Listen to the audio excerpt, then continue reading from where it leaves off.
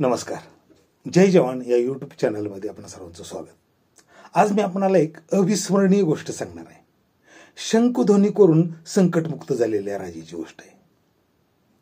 महर्षी व्यास म्हणतात की क्रियाशून्यतेपेक्षा चुकीच्या मार्गाने जाणे अधिक बरे. निष्क्रिय मनुष्य जागेवरच कुजत बसेल, चुकीच्या मार्गाने जाणारा योग्य मार्गावर येऊ शकेल. फार प्राचीन काळातील गोष्ट आहे. शक्तिशाली पैवस्वत मनूच्या वंशात रवणी नेत्र नावाचा एक पराक्रमी राजा होऊन गेला. रवणी नेत्र अत्यंत पराक्रमी होता, तरी सुद्धा तो स्वभावाने अत्यंत दुष्ट होता. त्याने आपल्या अनुजांचा म्हणजे आपल्या भावांचा अत्यंत छळ केला. त्यांचा पूर्ण पाडाव करूनच त्याने संपूर्ण राज्यावर आपला हक्क प्रस्थापित केला. संपूर्ण राज्याचा स्वामी होऊन सुद्धा त्याला आपल्या स्वभाव दोषामुळे राज्य करता आले नाही. असंतुष्ट प्रजेने त्याच्या विरुद्ध उठाव केला. प्रजेच्या प्रखर विरोधामुळे त्याला राज्यत्याग करावा लागला. रवणी नेत्राला हद्दपार करूनच प्रजेने त्याचा पुत्र सुवर्च्याला राज्याचा स्वामी बनवला. सुवर्च्याला राज्याभिषेक करून प्रजा संतुष्ट झाली. सुवर्च्या अत्यंत प्रामाणिक होता, परंतु त्याने आपल्या पराक्रमी पितेची प्रजेने केलेली दुर्दशा पाहिली होती. प्रजेच्या रोषामुळे त्याला देश सोडून परागंद व्हावं लागलं होतं. त्यामुळे सुवर्च्या अत्यंत सावधपणे वागत होता.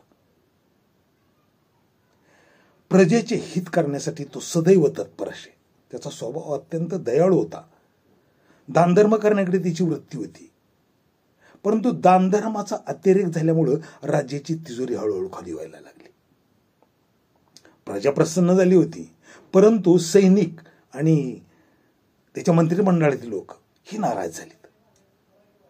याचा परिणाम असा झाला की देशातल्या हितशत्रूंनी आणि स्वार्थी घरभेदेनी बाहेरच्या शत्रूची हात मिळवणी केली आणि राजा पूर्णपणे संकटात सापडला. शत्रूंनी राजाला संपूर्ण घेरलं. राजा अत्यंत संकटात सापडला. त्याला आपले संकट प्रजेला कसे कळवावे याचे काहीच साधन त्याच्याजवळ नव्हते. त्यामुळं तो अत्यंत काळजी करायला लागला.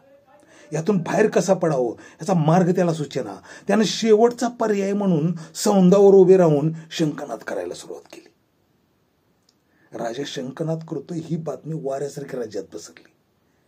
त्याच्यावर जीवापाड प्रेम करणारी प्रजा राजाच्या सहाय्याला धावून आली. जीवापाड प्रेम करणाऱ्या प्रजेने शत्रूच्या भाडोत्री सैन्याला धूळ चारली आणि आपल्या लाडक्या राजाला संकटमुक्त केले. शंखध्वनी हा संकटमुक्तीवर उपाय आहे हे आपण कोणाला सांगितले तरी ते पटणार नाही. परंतु शंखध्वनी करूनच राजा संकटमुक्त झाला हेही कोणाला नाकारता येणार नाही. त्याचा इतिहास खोटा आहे असं कोणाला म्हणता येणार नाही.